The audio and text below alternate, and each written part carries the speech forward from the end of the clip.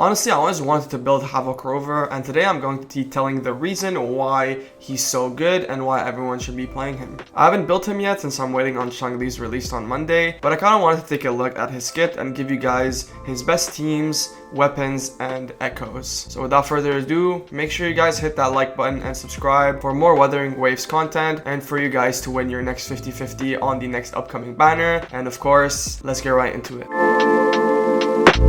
I feel like Rover is definitely one of the most unique characters since he is very easy to use but also very powerful, and I also feel like he can outdamage most of the 5-star characters in the game right now, especially since the game just came out and not that many characters are out in the game as of right now. What's also cool about him is that he's extremely free to play, as you can basically get all his dupes just for free just by finishing up the story and doing some exploration. His dupes are also very strong, which provide extra utility in his main kit, which makes him even more powerful. I'm going to be explaining his nodes later on in the video, but I just want to go over his kit, so bear with me. His fourth circuit, Umbra Eclipse, lets Rover cast an attack called Devastation, where he deals a bunch of havoc damage and enters a state called Dark Surge by stacking something called Umbra points. Umbra is basically the main bar of Rover and is done by doing some basic attacks, resonance skill and intro skill. So when Rover enters this state, Dark Surge, he replaces this normal attack into enhanced basic attack and performs 5 consecutive attacks dealing havoc damage. If you use his resonance skill during Dark Surge state, Dark Surge will increase its timer by 2 seconds, so you'd want to use that resonance skill at the end of the combo to maximize your damage as much as possible. His passives allow him to deal more havoc damage when in Dark Surge state and giving him resonance energy refills, which is very nice since it basically helps him get into that state even faster. This makes it so that Rover's kit is always revolved around his Dark Surge state, so make sure you prioritize it when going for big damage against bosses. His intro skill is very straightforward, it just deals a bunch of damage upon intro, but his outro skill allows him to deal X amount of percentage of havoc damage to enemies every 2 seconds for 6 seconds, which is pretty nice just for that extra damage and making him a support in some way. His ult is just completely busted. It just deals a bunch of havoc damage to enemies. You would want to use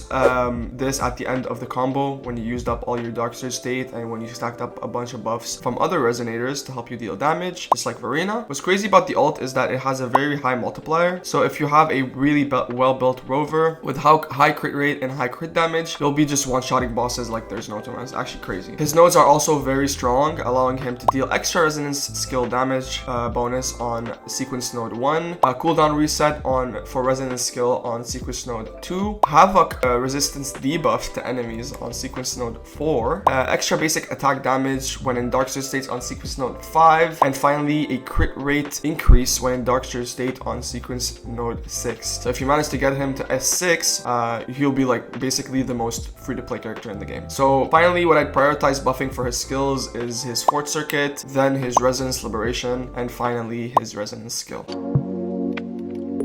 So for his echoes, I feel like Dreamless is definitely a must as a primary echo, as it's just built for Rover. The reason why Dreamless is so busted is because it has an extra effect when equipped with Havoc Rover, making the echo deal an extra 50% of havoc damage after Rover uses his Resonance Liberation for 5 seconds. So you can just use Dreamless after using the Resonance Liberation and just deals a lot of damage for no reason. The best main setup for Havoc Rover is the Sun Sinking Eclipse setup, as it allows him to deal extra havoc damage as a 2-set bonus and extra havoc stack damage, so basically 40% more havoc damage at 5-set bonus. So you're just better off using havoc echoes to just deal a lot of damage. He's seen as a main DPS. The main build that you should go for is a 4-3-3-1-1 setup, focusing on crit rate or crit damage for Dreamless, havoc damage as the main stat for the 3-cost echoes, and attack percentage on 1-cost echoes. Substats should be mainly focused on crit, or either crit rate or crit damage, damage bonuses, stuff like resonance liberation damage or resonance skill damage, and obviously attack percentage. The rest is just like very mid in my opinion. I think you should just be focusing on those main 3, and then the rest should be like fine. For his weapons, obviously the 5-star Emerald of Genesis, the standard 5-star is the best one on him, since it gives him just that extra crit rate, which makes it really easy for him to build, and it's also free when you reach Union level 45 if you chose Emerald of Genesis as your main weapon. For other 4-star weapons, if you didn't manage to get the 5-star weapon, I think Commando of Conviction or Looming Gloss are pretty good, or anything that can give him just crit rate, crit damage, or just attack attack percentage as a main stat should be fine, honestly.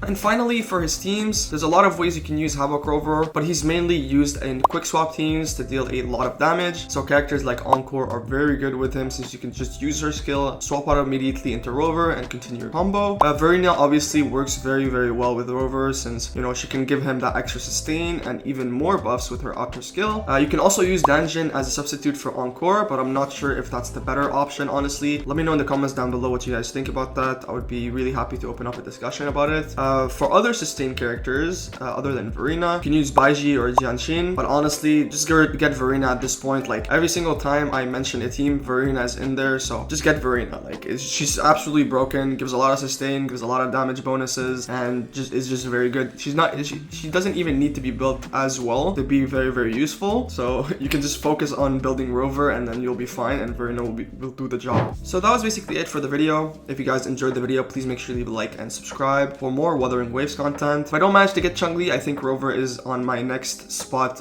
of being upgraded, but if you don't want to spend on all your asteroids or just want to save up as much resources as possible, I think upgrading Rover is the best option here because he's just super strong for free, basically. So thank you guys so much for watching the video. Make sure you leave a like and subscribe, and I'll see you in the next one.